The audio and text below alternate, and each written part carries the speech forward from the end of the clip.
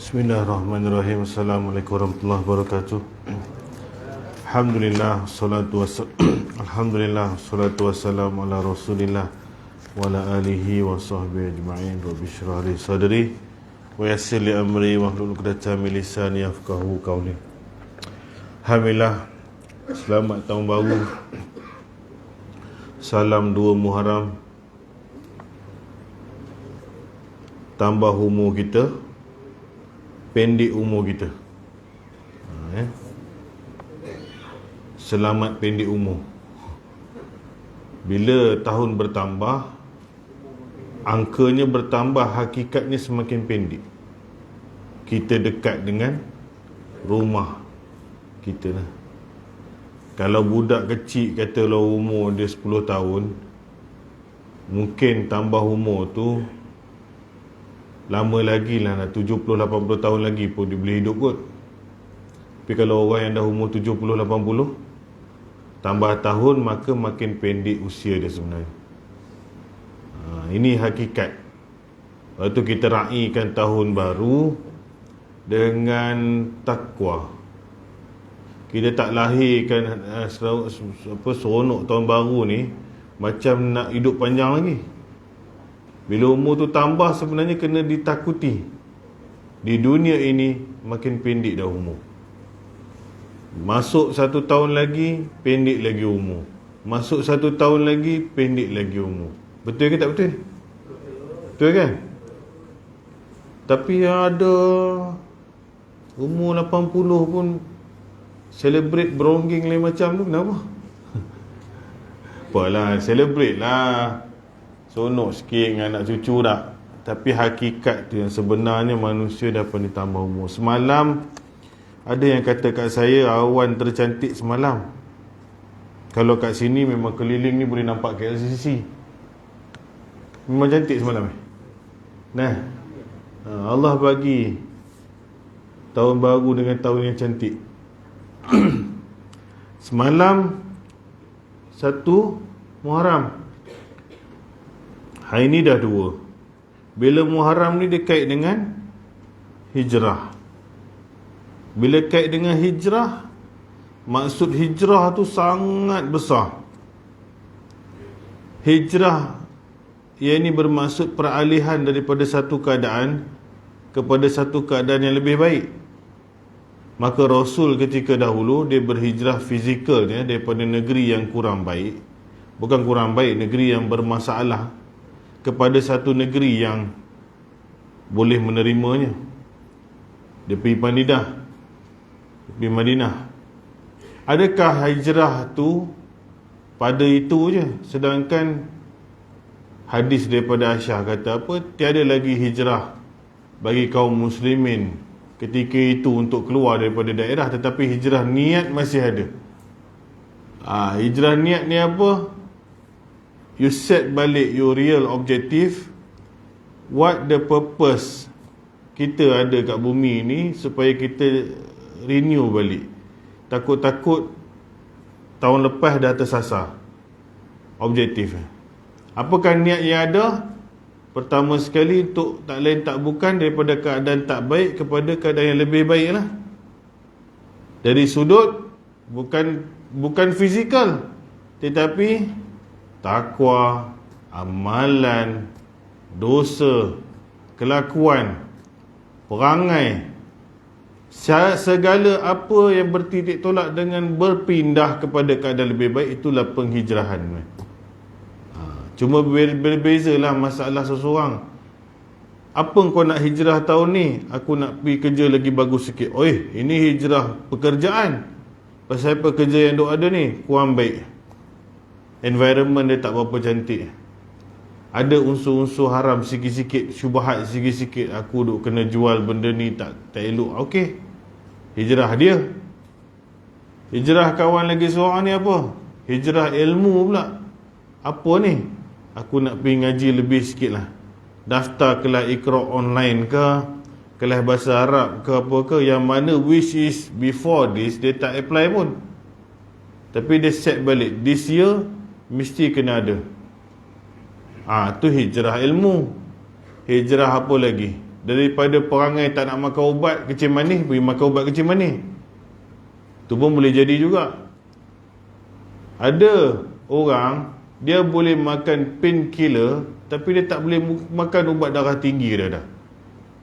Pasal dia baca painkiller tu, ubat darah tinggi tu boleh bagi buah pinggang masalah lah, apalah.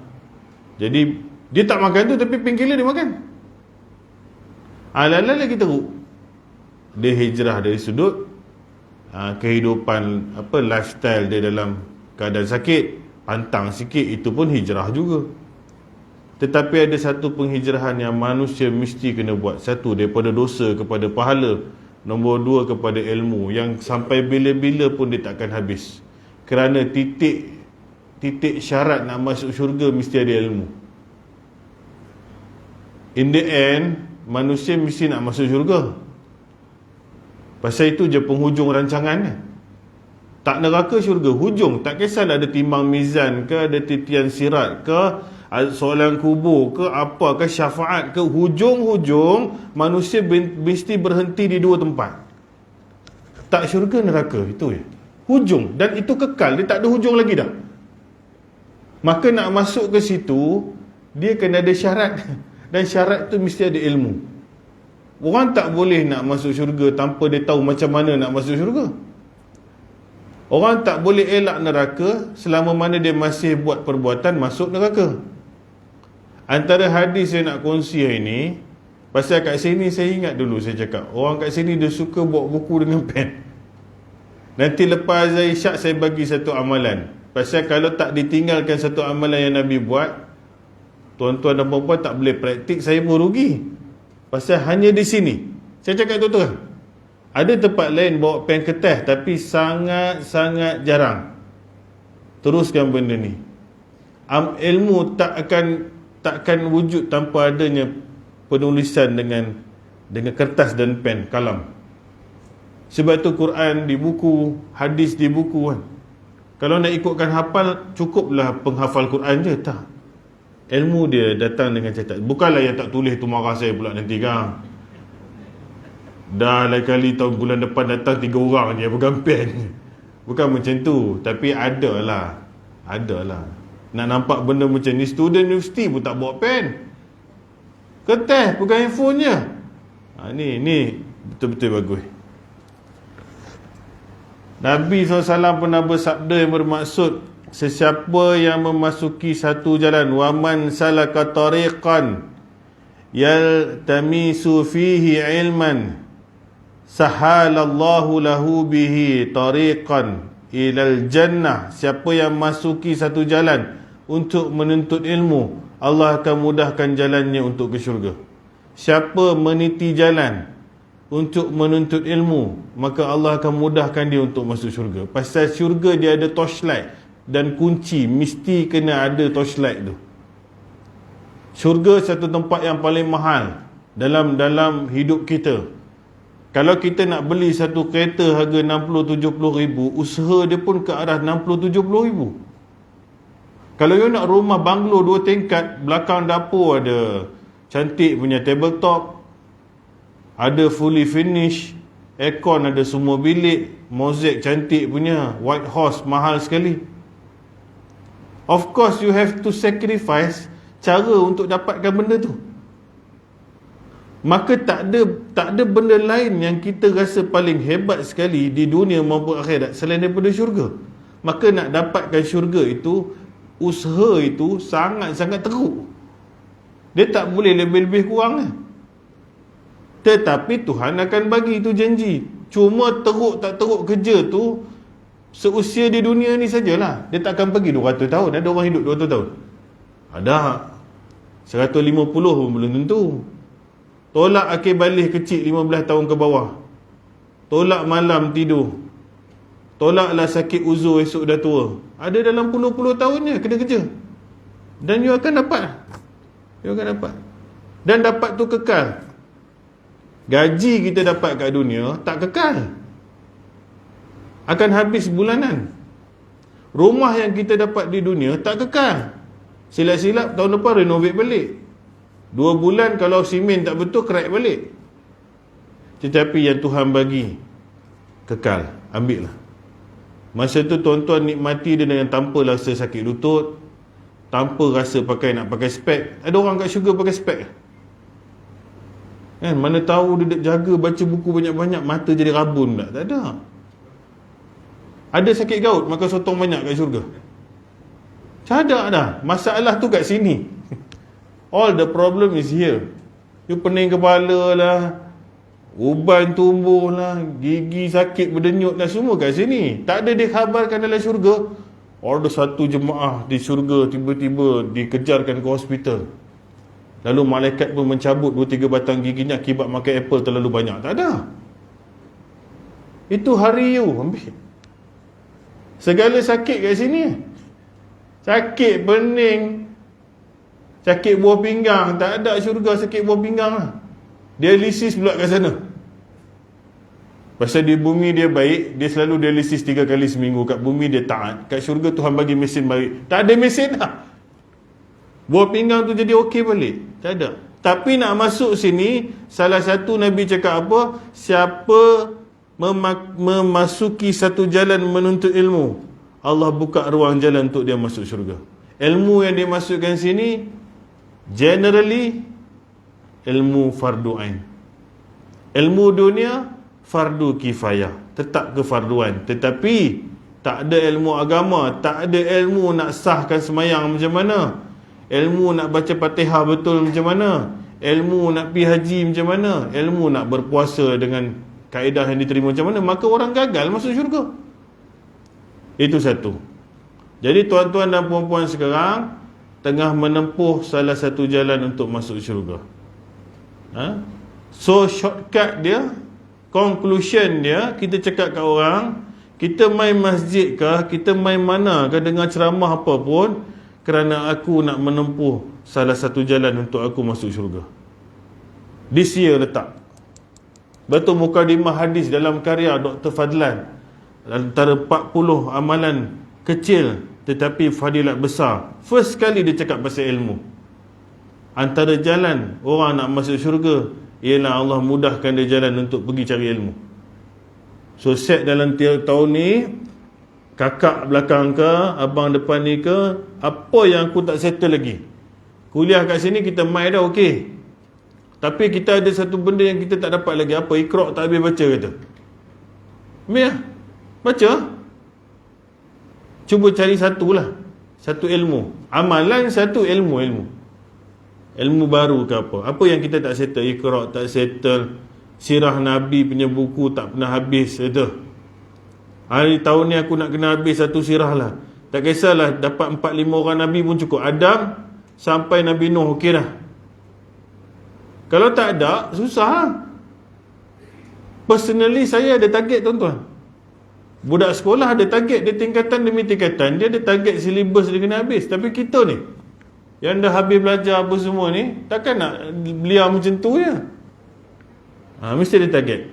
Yang ikut kuliah lah. Sendiri punya, personal. Ustaz, tapi dia ilmu tu lain sikit lah ustaz. Saya nak belajar rendang tuk dengan rendang apa ni. Boleh juga, tapi itu bukan ilmu fardu ain agama. Itu tambahan, bagus buat, tak ada masalah. Tapi hak agama jangan lupa. Nah, saya nak ada lesen kereta lah. Tahu buat kereta dah 20 tahun tapi tak ambil lesen. Ambil lah. Tahun ni letak lah target. Macam tu. Nombor 2, kelebihan menghadiri majlis ilmu, program malam ni dan malam-malam berikutnya dan malam-malam sebelumnya.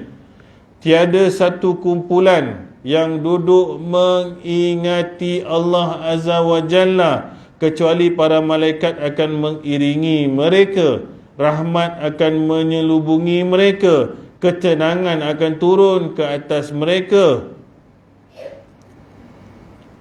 dan Allah akan menyebut-nyebut tentang mereka kepada malaikat di sisinya.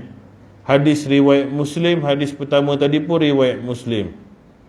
La yaq'udu qaumun, tiada satu kumpulan kaum, yazkurunallaha azza wa jal, yang duduk, yazkuru ni zikr, mengingati Allah ni zikir.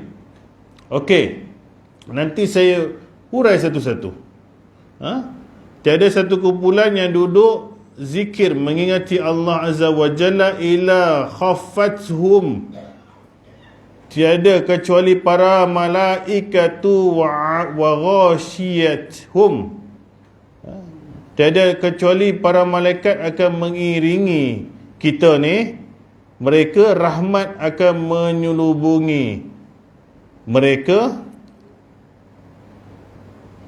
Wa nazalat alaihim sakinah, dan ketenangan akan turun atas mereka, dan Allah akan sebut-sebut mereka pada malaikat di sisinya. 2 kali saya ulang.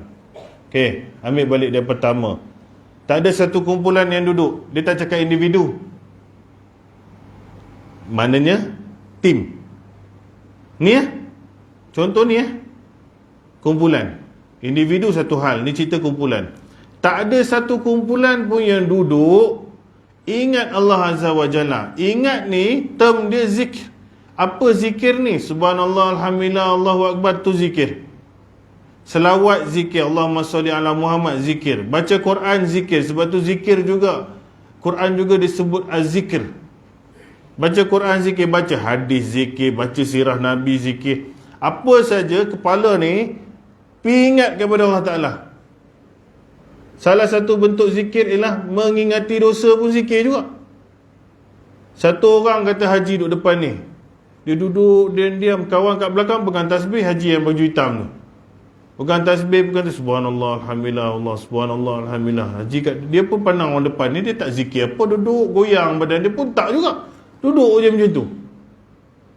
Adakah yang si depan tak zikir, haji ni tak zikir? Boleh jadi dia tengah ingat dosa dia.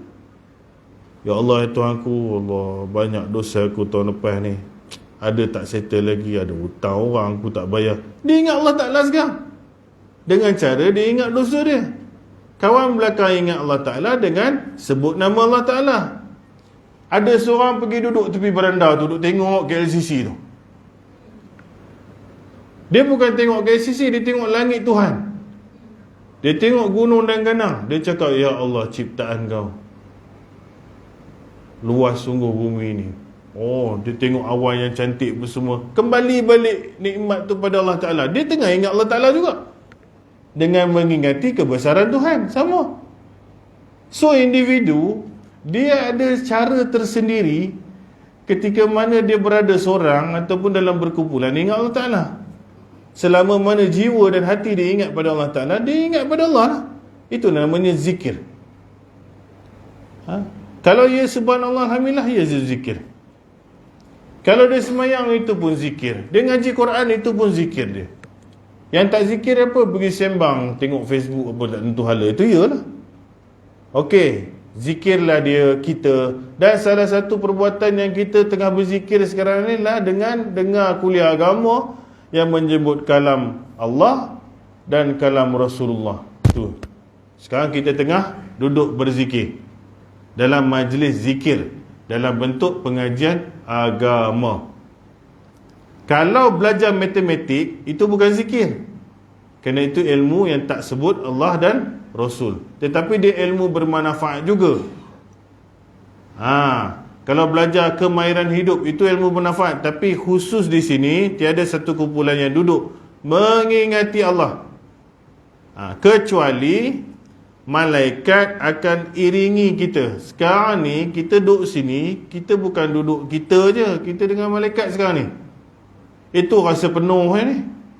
Wallahu ta'ala alam.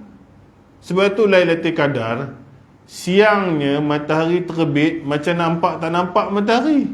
Dikabarkan malaikat yang turun semalam naik balik lepas subuh. Bilangan yang naik tu terlalu ramai hingga kabur matahari kelihatan. Antara tanda Lailatul Qadar, kata Nabi SAW, adalah siangnya matahari tak bertenaga. Bukan tak bertenaga, macam jadi jerebu. Dan ulama kata akibat malaikat naik. Malaikat memang ada turun ni. Ni shift dia asal dengan subuh nanti. Dia ada silih berganti. Malaikat tukar shift. Dan kat sini Allah Ta'ala kata apa? Dia duk ada ni, mengiringi kita program. Sebab tu tuan-tuan, perempuan, masa kita ketubah, malaikat pun dengar ketubah. Sebab tu kata Nabi, masa hari Jumaat, malaikat duduk kat pintu-pintu, catat kedatangan. Siapa awal, siapa kemudian. Bila dia berhenti, oh ni kat bawah yang mimbar. Ni special. Kat bawah tu. Bila imam dah naik kat bawah tu, nak sebut. Bila imam dah naik lah kat mimbar tu, dia berhenti tutup buku. Kenapa dia tutup buku? Dia nak dengar khutbah. Malaikat dia ada dalam program kita. Sekarang ni dia duduk ada ni. Kena yakinlah, janganlah ya ke tak ni. Ya ke tak, dia duduk catat juga tepi kiri kanan tu. Ya. Sebab tu dalam Islam, antara tak mujarabnya kita punya doa, tak mujarabnya kita jampi orang sakit, pasal kita tak percaya kepada apa yang kita buat tu. Keyakinan. Itu masalah. Kenapa ada satu ustaz baca bismillah, hantu lari? Makcik baca ayat kursi separuh Al-Baqarah, tak lari lagi. Makcik tu yang lari. Pasal baca pun, tak tahu, tak confident. Allah Ta'ala cakap apa? Dia bersama dengan sangkaan hambanya. Makcik pergi doa, bunga orkid tu, ya Allah, bunga orkid aku tolonglah bagi tumbuh. Esok tumbuh. Tapi jangan buat main-main. Jangan buat main-main. Pas sembahyang cuba buat. Mempelam aku ni buah tak buah, buah pun tak berapa sedap. Minta dah, ya Allah Tuhanku, ni aku doa kat engkau penguasa alam ni, buah mempelam ni cuba bagi sedap sikit. Buat ke tak buat? Tak buat. Isunya you tak buat. Kalau you buat, jadi, insyaAllah. Jadi banyak masalah dalam dunia ni tak doa. Tadi saya sakit kepala, saya cakap tu terang ni, saya sakit kepala. Sakit kepala tu kalau tak sampai sini lagi, saya dah cancel kelas ni. Dah sampai sini. Bukannya tuan-tuan ni, saya minta maaf. Sekarang ni kita tak tahu apa dilanda apa, semua orang duk demam ni. Betul tak saya boleh cakap lah pasal benda ni dah uruf, dah biasa. Bukan di sini, di masjid saya silih berganti Pak Imam duk cuti. Dan dia cuti package dengan family. Dan benda ni dia dengan family. Bukan saya dulu duk dengar ni, kawan-kawan dulu kena, saya baru kena. Ni. Dia balik asrama 3 kali dah sebulan. Cikgu suruh ambil. Balik-balik menggigil-gigil, transfer kat saya. Saya pun menggigil-gigil 2-3 hari, transfer kat isteri. Isteri transfer kat anak. Rupanya dia ada satu wabak, saya tak tahu apa. Tapi dia tak lama lah, dalam 3 hari, 4 hari macam tu lah. Nak kata COVID, test tak ada. Jadi kalau layan benda ni berpusing-pusing, saya tak kerja, apa pun tak jadi. Jadi saya datang jugalah, tak COVID. Kalau COVID tak datang lah, tak ada apa. Tapi dia ada, tak tahu apa nama lah. Orang panggil H1N1 lah, apalah. Tak tahulah apa pun, tapi dia satu penyakit yang ada sekarang ni. Di sekolah, kanak-kanak dan orang tua pun kena juga. Dia jaga-jagalah. Pening tadi macam tu. Duduk sujud kat sini, tak tahu apa benda datang kat kepala ni. Ya Allah Tuhanku, ni aku nak mengajar ni, ya Allah, kau bagi sakit kepala aku hilang. Buat lah. Alhamdulillah Tuhan bagi. Elok cakap ni lah. Kejap lagi dia nak pening balik, saya tak tahu. Memang kena macam tu. Tapi kita lapar tak minta kat Tuhan. Ada tak pernah lapar? Lapar ni, kita punya huru-hara nak pergi kedai je. Pergi kedai, pergi beli tu, pergi beli ni. Pernah tak kita duduk dalam seminit, ya Allah aku lapar, ya Allah, kau bagi aku kenyang sikit lah, tunggu nak siap makanan ni. Tak pernah tuan-tuan. Tak pernah. Saya cakap tuan, minta tu bila kepala kita nak tercabut pun kita minta. Bila nak kena operate pun minta. Bila separuh nyawa pun minta kat Tuhan. Tak boleh lah. Allah Tuhan ketika kita senang dan ketika kita susah. Itu pun hijrah baru. Tahun ni sikit-sikit pun aku nak minta kat Tuhan. Tak apa. Tak apa. Tahun ni jadi ada sakit gigi, ya Allah, kau Tuhan yang menjaga semua sakit, bagilah gigi aku ni kurang sikit. Doktor tak boleh lawan, ubat pun tak boleh lawan. Kalau Tuhan nak bagi sikit ketenangan, boleh ada kurang sikit sakit gigi tu, tak ada masalah. Sebab tu ada sahabat Nabi jampi kepada ketua kampung kafir ni, kena sengat binatang bisa ni. Kena sengat binatang bisa. Ketika sahabat Nabi bermusafir, nak tidur tempat, tuan-tuan, kalau tempat kampung orang kafir, dia tak bagi kita duduk. Nak ambil air, nak berteduh, tak bagi. Jadi bila kita nak masuk kampung, kita kena jumpa penjaga kampung, kita nak berteduh, tak bagi. Cuma sahabat-sahabat Nabi ni, kawan tu dah lah tak bagi. Cuma ada seorang tanya, ada tak di antara kalian ni boleh berubat orang? Kenapa? Kena kepala ketua kampung kami, dia kena gigit satu benda, sakit lah. Korang ada tak tukar-tukar ubat doktor ke apa ke kan? Kawan Nabi ni, doktor tak apa pun tak, goreng cakap ya aku boleh. Jangan itu dulu boleh buat macam tu, sekarang juga jangan buat macam tu. Pasal Nabi later dia endorse balik perbuatan kawan ni, kita tak ada siapa nak endorse. Okey lah, dia cakap dia boleh ubat, kawan lain pun terkejut, mana tahu ni. Bawa datang ketua kampung tu, duduk depan muka dia, dia baca Alhamdulillahirabbil alamin, Fatihah.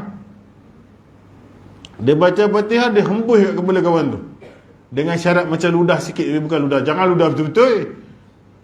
Habis dia hampuk dengan kayu orang, ludah macam tu lah, tiup-tiup macam tu. Alhamdulillah, surut elok. Daripada tadi nak gaduh, tak bagi jadi bagi. Orang kafir ni, jampi Fatihah. Lepas tu dapat hadiah kambing, tak silap saya 10 ekor ke 100 ekor, 10 ekor lebih kurang. Datang dapat kambing 10 ekor, lepas jampi ni, kawan Nabi tengok sikap, nak makan haram ke tak haram ke, bawa balik jumpa Nabi dulu. Ini dia prosedur dia. Tak berani usik kambing ni, tak berani bahagi, tak berani makan, bawa pergi jumpa Nabi, cerita dengan Nabi. Ketika perjalanan kami ada macam ni, jampi pula dengan ni Fatihah. Tahu Nabi jawab apa? Pertama, mana kau tahu Fatihah tu jampi? Kawan tu diam lah, nak cakap apa lagi. Nombor 2, mana kambing aku? Nabi minta seekor. Pengajaran hadis ni, 1, Al-Fatihah adalah ubat sakit jiwa maupun fizikal. Boleh cuba. Atas keyakinan kawan tu, sembuh bisa, boleh. Sembuh bisa. Nak cari daun bambu lah apalah tu kemudian. Apa hal Fatihah dulu? Poh dulu kat kepala. 1, yakin. 2, kita boleh ubat orang kafir ni. Kalau sakit dalam hukum. Boleh ruqyah, maknanya boleh baca Quran pada orang kafir. 3, boleh ambil upah kalau dia bagi, bukan kita minta. Pengajaran hadis lah. Kat sini saya nak cerita apa? Yakinilah bahawasanya kita kena doa, kita kena minta, insya-Allah Tuhan akan bagi. Malaikat akan mengiringi kita kalau kita cari program ilmu macam ni, duduk berkumpulan. Rahmat akan selubungi kita. Rahmat ni apa? Bukan Cik Rahmat tu. Rahmat ni, apa makna bismillah? Dengan nama Allah yang Maha Pemurah, Rahmat, Ar-Rahim, penyayang. Rahim, penyayang. Rahmat, pemurah, penyayang. Okey, sifat kasih sayang dan rahmat pemurah Allah Ta'ala ni akan datang kat kita. Tuan-tuan, kita ni nak belas kasihan Tuhan. Antara caranya, kata Nabi, ialah duduk macam ni. Tuhan sayang. Kita kalau nak bezakan dengan orang yang beramal soleh zaman-zaman sahabat Nabi dulu, jauh panggang dari api. Dia pergi perang, berkorban, kena seksa, syahid. Nak lawan kita dengan orang Syria, dengan Palestin pun tak mampu. Orang Malaysia ni takat apa sangat pengorbanan yang ada. Korban seekor lembu 850 pun cakap mahal. Jenuh cari yang scam sampai dapat 400, tak tahu pergi mana lembu tu. Ni haji pula kena scam. Macam-macam. Korbanan kita tak ada kuat macam orang dulu. Tetapi Tuhan cakap, cara nak dapatkan kasih sayang Tuhan, dalam keadaan kita tak boleh nak berjuang macam-macam ni, kurang-kurang main sini, nuntut ilmu, rahmat, kasih sayang Allah ada pada kita. Tuhan, oi bagus haji ni. Nak compare dengan haji lain. Bukan Tuhan tak sayang dia. Ni yang kita ada ni Tuhan sayang lagi sikit. Ekstra. Pasal datang rumah dia. Ni tuan-tuan datang rumah dia. Mengunjungi rumah Allah Ta'ala ni, Allah rasa sayang lah kat kita. Itu yang penting. Kalau nak kira duit, tuan-tuan tak dapat apa, saya je dapat duit. Itu masalah tu. Datang sini cuba pengurusikan tak bagi sampul. Sampai rumah gigi rasa beroyang. Baru sekali tak bagi. Balik, esok datang panggil balik. Ustaz, minggu depan ada kosong tak? Itu hari sampul pun tak bagi lagi. Nampak perangai? Datang ke tak saya kat sini? Datang jugalah, kok dapat 2. Itu hari haji tu dah lupa. Sekali datang nombor 2, dua-dua dia tak bagi. Wah boy, panas telinga ni. Perjalanan daripada sini sampai Rawang rasa macam pergi Melaka. Dah mula dah kat hati ni rasa macam tak boleh ni. Haji call lagi sekali. Hujung tahun ada program tu lah. Besar sikit ustaz ceramah perdana sikit. Perdana apa 2 sampul dia tak bagi. Dah saya pun tak datang. Macam mana tu? Ya kelas tu yang masalah nak kontrol tu. Tuan-tuan datang sini ada dapat duit? Puan tak ada. Tu dengkok-dengkok pun datang naik tangga tu. Saya pening sikit dah nak rungut. Tak apa, orang bayar datang. Ya ni, tuan-tuan, perempuan, kita nak dapat Tuhan sayang dengan cara pergi rumah dia, duduk belajar agama dia. Dia terus sayang. Bila dia sayang, ruang ini ialah peluang untuk kita dapat masuk syurga. Pasal syurga ni kalau nak ikut timbang kita punya amal dengan sengit-bengit yang kita buat ni, susah nak masuk syurga tuan-tuan. Nabi Adam keluar syurga pasal makan 1 buah je. Kita bukan 1 buah mata kedarah. Tak tahu apa benda kita telan. Nabi Adam tak tinggal sembahyang. Nabi Adam bagus. Dia silap 1 je makan buah. Kita silap bukan 1. Rendang makan. Rendang curi pun tak tahu dah ada dalam perut. Ayam sembelih tak betul pun telan. Air tak ada halal pun balun. Itu tak kira orang makan rasuah ke apa lagi. Macam-macam komisen lagi. Ni kalau letak tepi Nabi Adam yang makan 1 buah, ni umat dia makan tak tahu berapa kontena. Keluar dia dari syurga pasal 1 buah. Kita nak masuk syurga tu pasal dengan makan macam-macam benda ni. Macam mana tuan-tuan?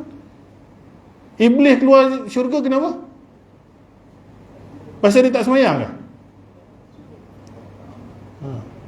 Iblis tak puasa ke?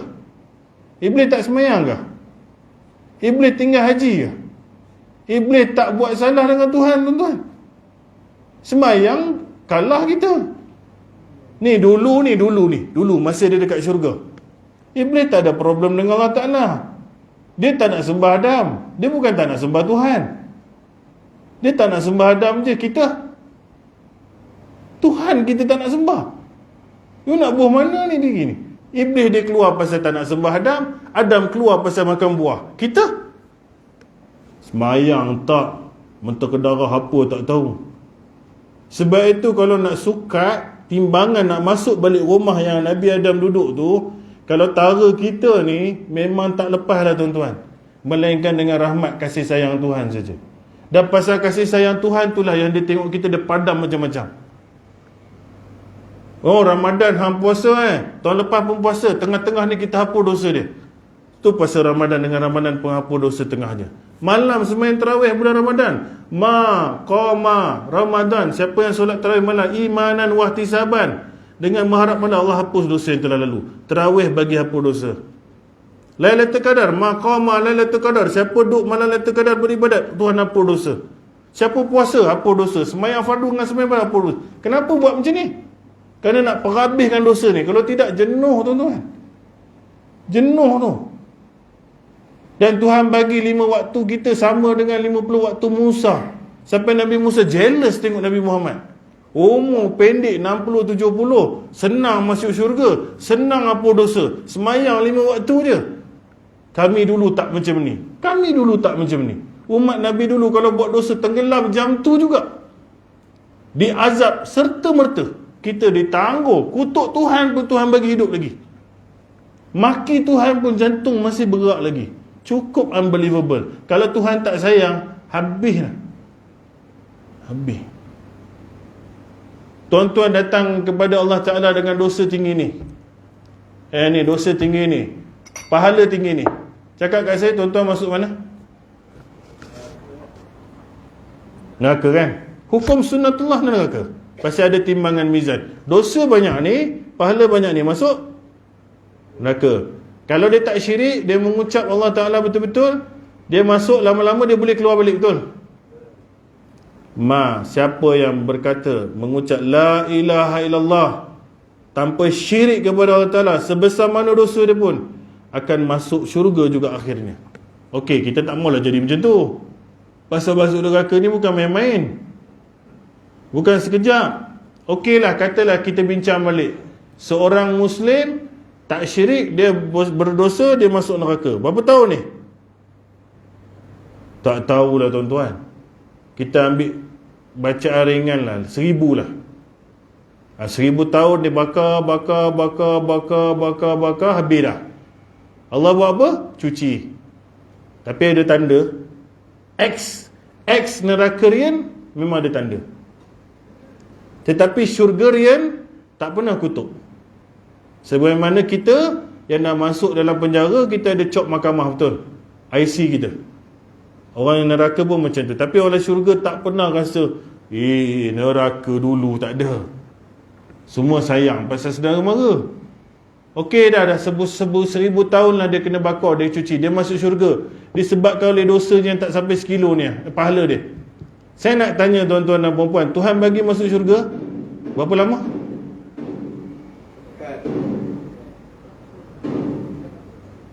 Nak azan ke apa ni? Sini macam mana azan ni? Azan kejap, kita sambung.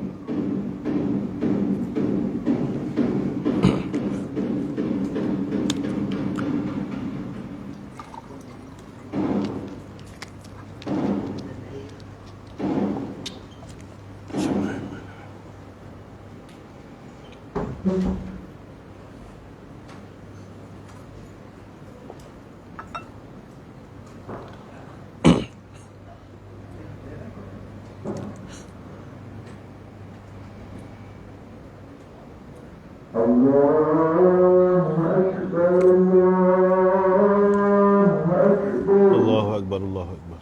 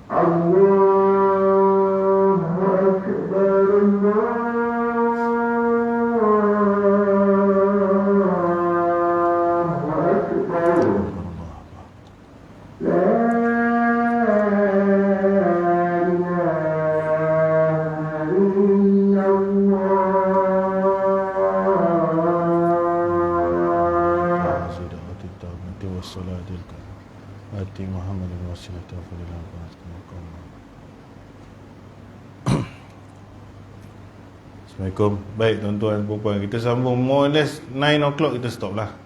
InsyaAllah.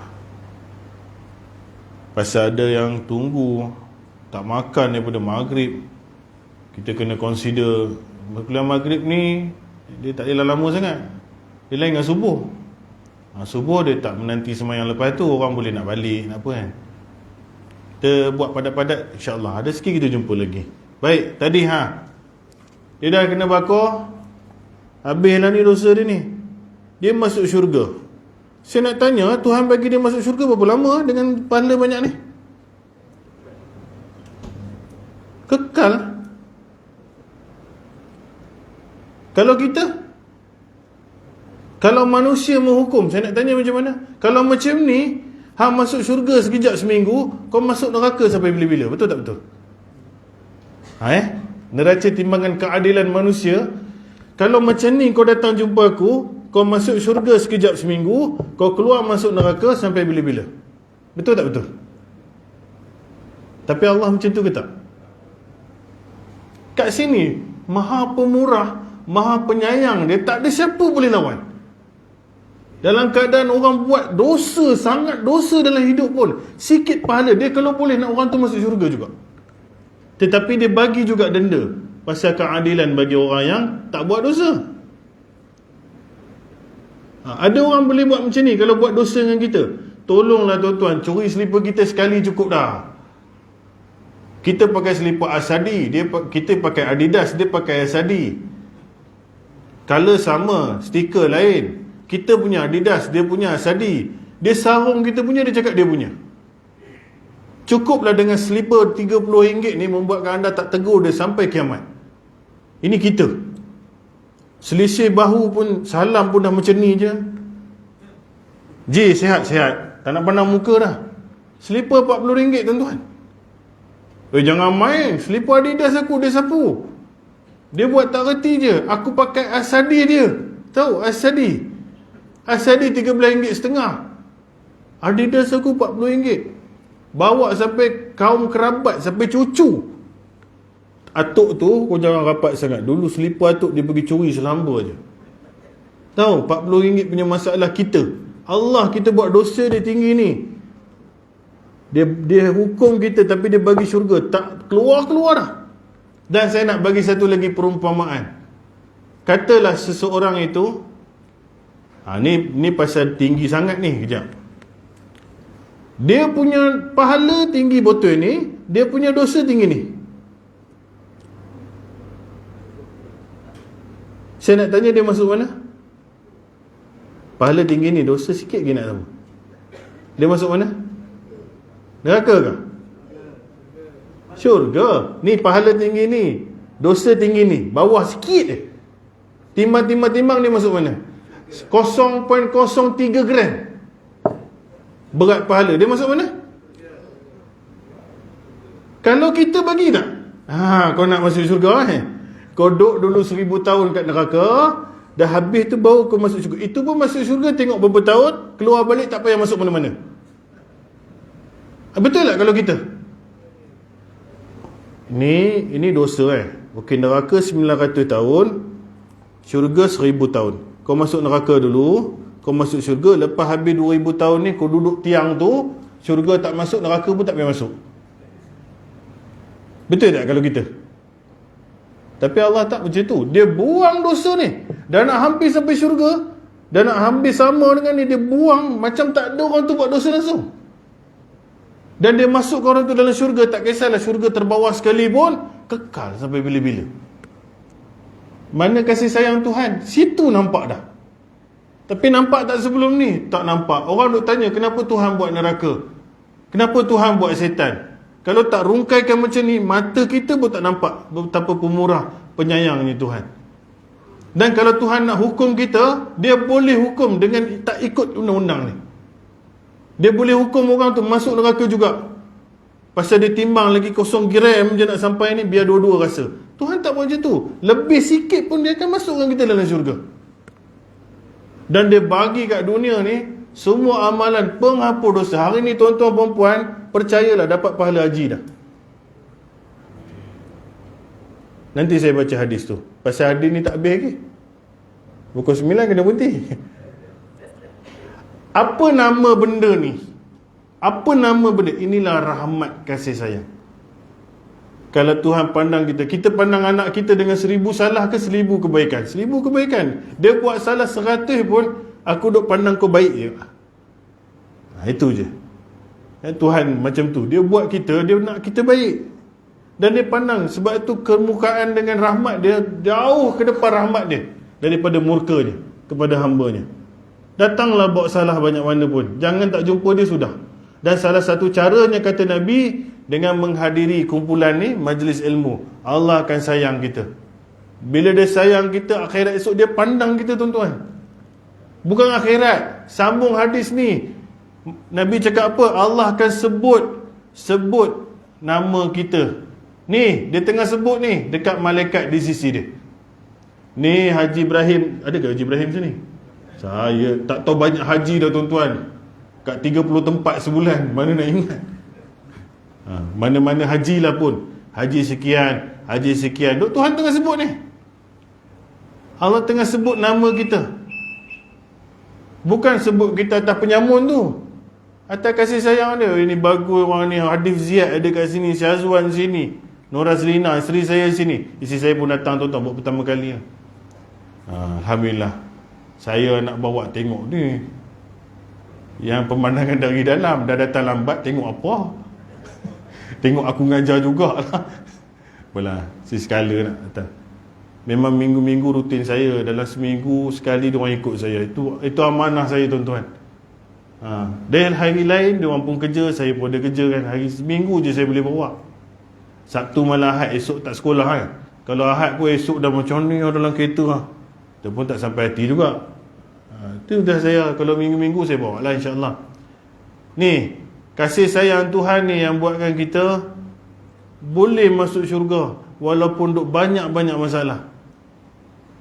Dan rahmat, selain daripada rahmat apa? Sakinah, kata Nabi, ketenangan datang ke hati. Saya cakap terang lah, orang yang duduk masjid, orang dengar kuliah ni, dia tak seserabut orang yang tak datang sini.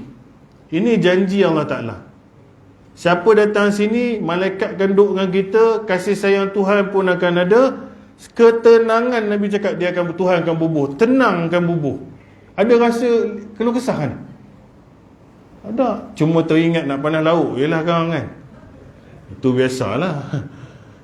Itu je lah sikit-sikit. Lepas tu ada kain tak gosok lagi ke apa tu, benda sikit-sikit je. Tapi tak ada risau macam orang yang tak datang ni.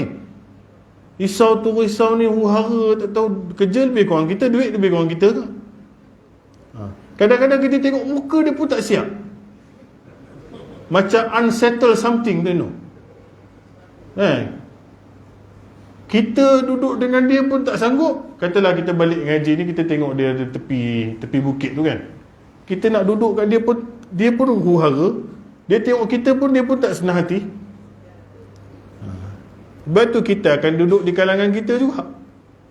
Macam tu. Bolehlah tegur, Mat, sihat Mat, sate cantik punya balon okey. Dia pun doa, janganlah duduk dengan aku.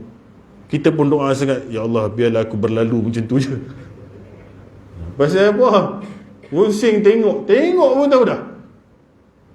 Tu keluh kesah. Saya tak tengok pun muka tuan-tuan macam tu. Kadang-kadang darah tinggi duk ada juga. Kecil manis 18 standard. Kan? Gaut tu saya cerita. Tapi tengok relax je. Dia bukan nak bodek, tuan-tuan, betul. Cuba tengok kamera tu. Cantik semua. Ini salah satu daripada hadis riwayat Muslim.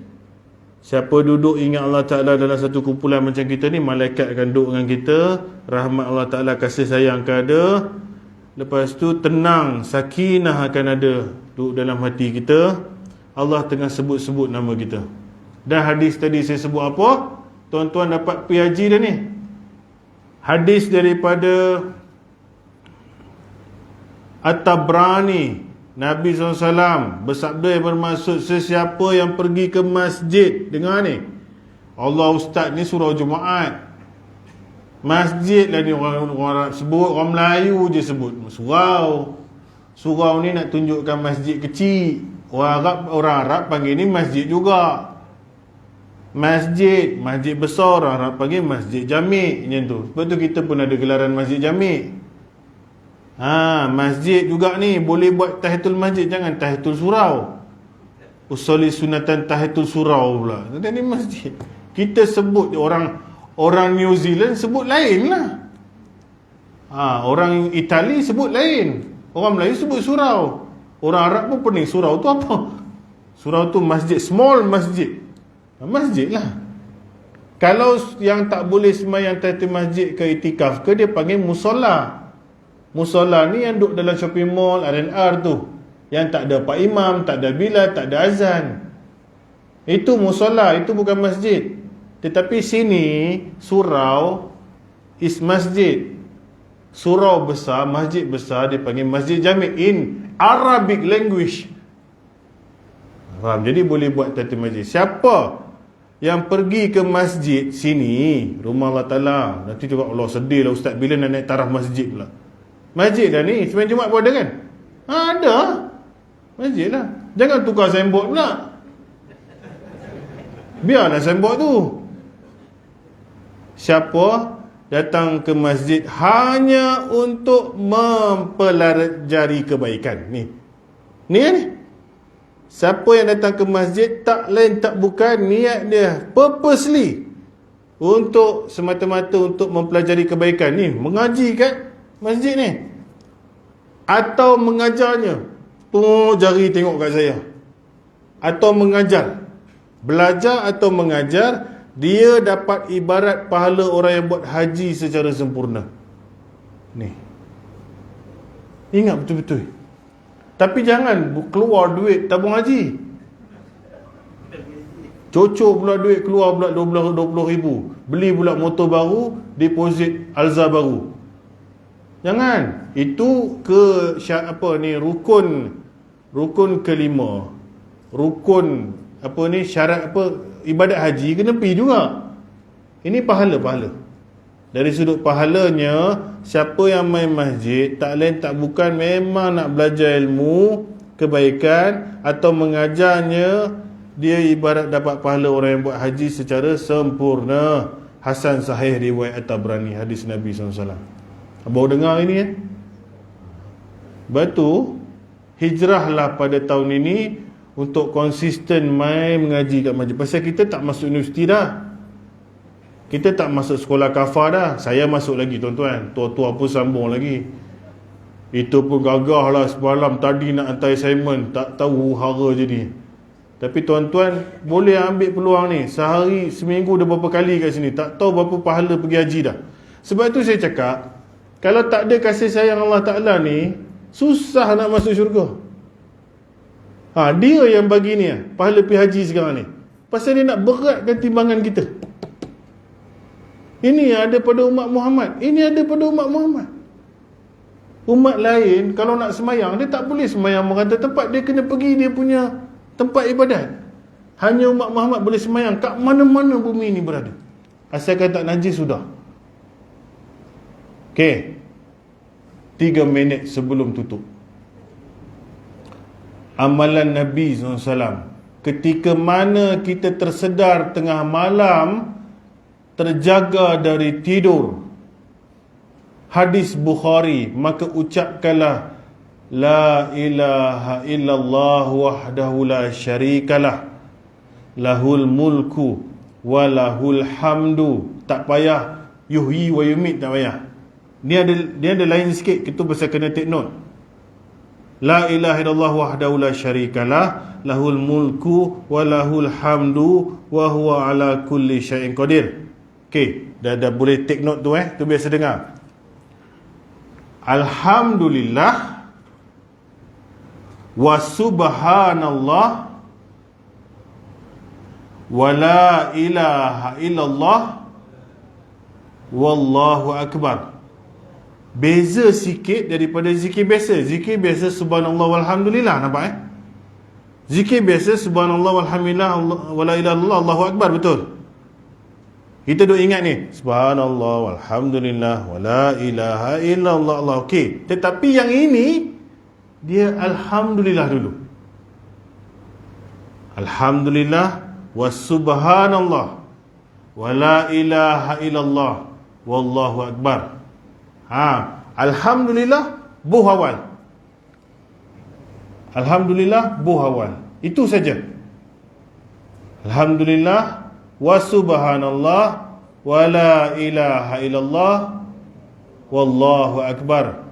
Tutup. Wala haula wala quwwata illa billahil aliyil azim. Ingat tak ni? 3 tu.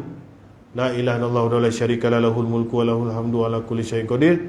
Alhamdulillah wa subhanallah wa la ilaha illallah wallahu akbar wa la haula wa la quwwata illa billahil aliyil azim. Wa la haula wa la quwwata illa billah wa la haula wa la quwwata illa billahil aliyil azim. Baca bila tersedar tengah malam. Jangan mencarut kat mimpi pula. Apa mimpi tak sambung balik elok naik roller coaster kat Genting. Tak boleh macam tu. Mimpi hantu pula duk marah. Mimpi hantu macam mana? Auzubillahi minasyaitonirrajim. Pandang kiri ludah 3 kali. Jangan ludah kat suami. Ludah syarat je. Tiup 3 kali.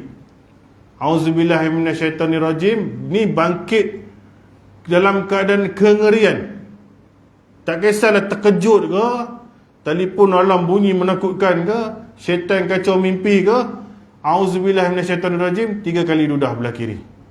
Tapi saya tak mau cerita tu. Saya cerita yang tadi ni. Tengah malam biasa-biasa doa. Bangun tak tahu apa sebab. Tuhan kejut lah tu. Jadi baca doa ni, duduk sekejap, baring ke, apa dia? La ilaha illallah wa la syarika lahul mulku wa lahul hamdu wa ala kulli syai'in qadir. Alhamdulillah wa subhanallah wa la ilaha illallah wallahu akbar wa la haula wa la quwwata illa billah. Sambungan. Barang siapa yang terjaga lalu membaca doa ini, kemudian diikuti dengan istighfar, memohon ampun, astaghfirullah, lalu dia berdoa dengan apa sahaja doa yang dia doakan, maka istighfar dia dan doa dia tidak akan ditolak. Istighfar dia dan doa dia tidak akan tolak. Maknanya makbul. Makbul doa dia dan istighfar dia pada malam itu. Itu kelebihan dia. Tak silap ada lagi satu, tapi itulah yang besarnya. Baca ni, lepas tu doa lah, istighfar minta ampun dulu, lepas tu doa apa-apa pada Allah Ta'ala. Nabi cakap apa? Doa dan istighfar tak ditolak di tempat ini. Di tempat ini. Itu tempat makbul doa. Jadi kita yang berumur biasanya dah 3 pagi, 4:30, kita jaga sekejap. Yang paling tak buat ni ustaz yang cakap ni tu kan. Tarik balik selimut, tarik bantal, cantik punya lagi. 4:30 lambat lagi subuh ni. Duk ngajar orang macam ni. Itulah hijrah. Tahun ni kena azam. Ustaz tak ustaz, ngajar pandai, kena buat diri sendiri dulu. Saya doakan tuan-tuan boleh buat benda ni, saya pun boleh buat benda ni. Amin ya rabbal alamin. Kelemahan kita manusia. Pukul 4 pagi bangun, ingat, senang nak ingat benda ni. Kertas tu pun tak tahu duk mana dah. Saya hafal tak apalah, tuan-tuan duk tulis tu mana ustaz ditaruh. 3 pagi nak raba ni. Tapi amal lah, insya-Allah benda tu lekat kat kepala. Mula-mula memang menggagau lah cari. Boh kat handphone keluar donat punya resepi pula. Kita save banyak gambar, tak tahu mana satu dah. Gambar cucu punya birthday, nak buang pun sayang. Selak, tidur lah. Esok dah cerita lain lah. Dah. Ada apa-apa soalan? 95 minit. Tak ada apa dah kot dah. Terima kasih jemput. Siapa yang tukar jemput ni? Haji. Tu.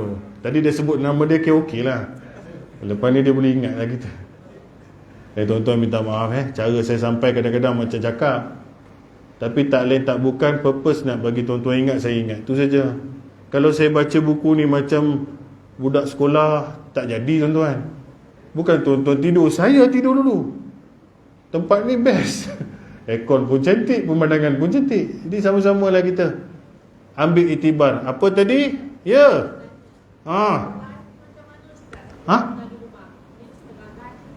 Ya.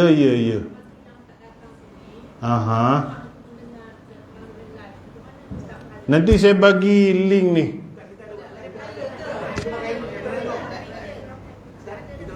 Oh, dah ada dah. Dah betul akak tanya apa ni?